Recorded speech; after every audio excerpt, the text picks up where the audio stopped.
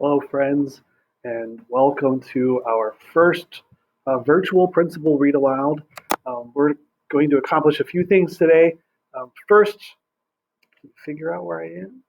We're playing a little Where in the Building is Mr. Morris, so maybe you can figure it out pretty quickly. Maybe not. If you think you figure it out, let me know, and I'll see how many of you can remember exactly where this room is. Second thing we're going to accomplish today is just a quick review of our Portrait of a Graduate traits. You might recognize this if you're one of Mrs. Mullins' students. You guys made these early in the year. It's a wonderful little bookmark with our traits. So it's a lot easier to see this than our big poster. So each book, just like I've been doing this year, are going to try to focus on one of the traits. The trait we're going to focus on today is being adaptable. See that right there? Being adaptable. If you remember, being adaptable is being able to change and adjust. And we are all experiencing that right now. We're all having to change and adjust how we do school and how we do home and how we do lots of things. So the book I'm going to read today is not about changing and adjusting, really, but the activity that I'll suggest for you is. So the book I want to read to you today is When I Was Young in the Mountains by Cynthia Ryland. It's a wonderful little book that I really love to read.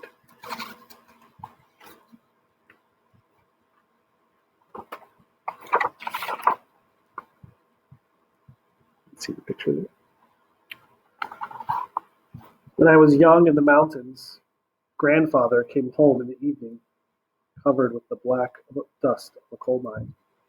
Only his lips were clean, and he used them to kiss the top of my head.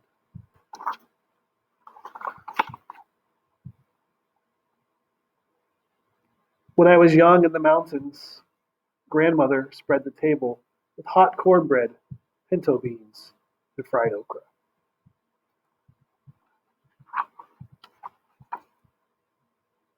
Later in the middle of the night, she walked through the grass with me to the Johnny house and held my hand in the dark. I promised never to eat more than one serving of okra again.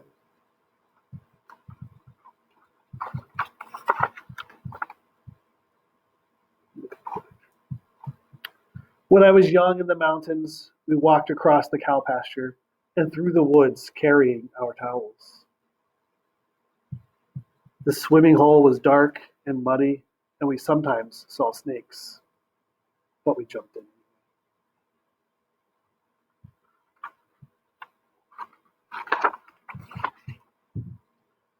On our way home, we stopped at Mr. Crawford's for a mound of white butter. Mr. Crawford and Mrs. Crawford looked alike and always smelled of sweet milk.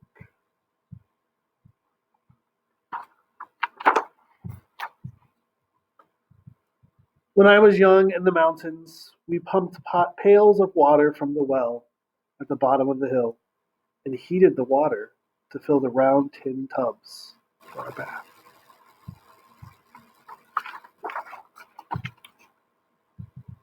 Afterward, we stood in front of the old black stove, shivering and giggling while grandmother heated cocoa on top.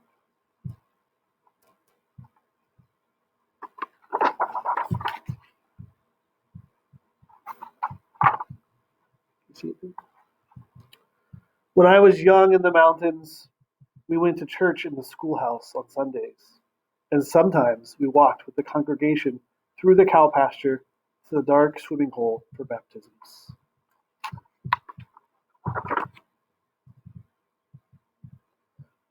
My cousin Peter was laid back into the water, and his white shirt stuck to him, and my grandmother cried.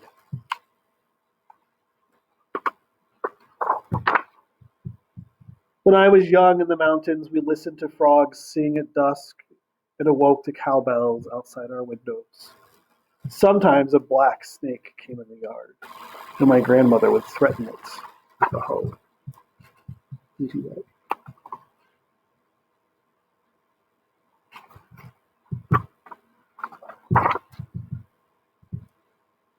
If it did not leave, she used the hoe to kill it. For 4 of us once draped a very long snake, dead of course, across our necks for a photograph.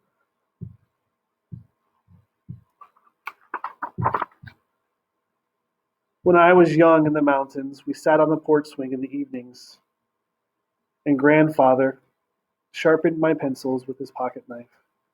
Grandmother sometimes shelled beans and sometimes braided my hair. The dogs lay around us and stars sparkled in the sky. The bobwhite whistled in the forest. Bob, Bob, Bob White? Bob, Bob, Bob White?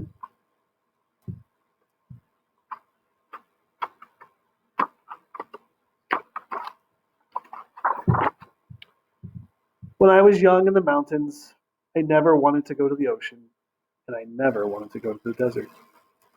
I never wanted to go anywhere else in the world, for I was in the mountains, and that was always enough. The last page.